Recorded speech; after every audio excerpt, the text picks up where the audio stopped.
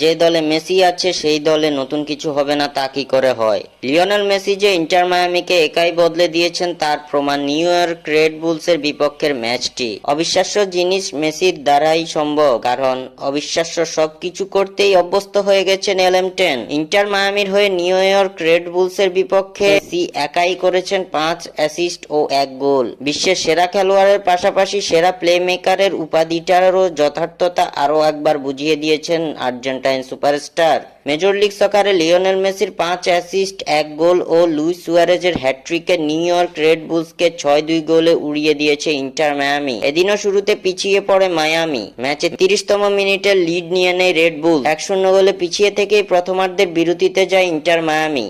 তবে দ্বিতীয়ার্ধে একের পর এক গোলে ঘুরে দাঁড়ায় ডেভিড বেকহামের দলটি। ম্যাচের 48তম মিনিটে মেসির দারুণ অ্যাসিস্ট থেকে গোল করে দলকে সমতায় ফেরান রোজাস। 50তম মিনিটে লুইস সুয়ারেজ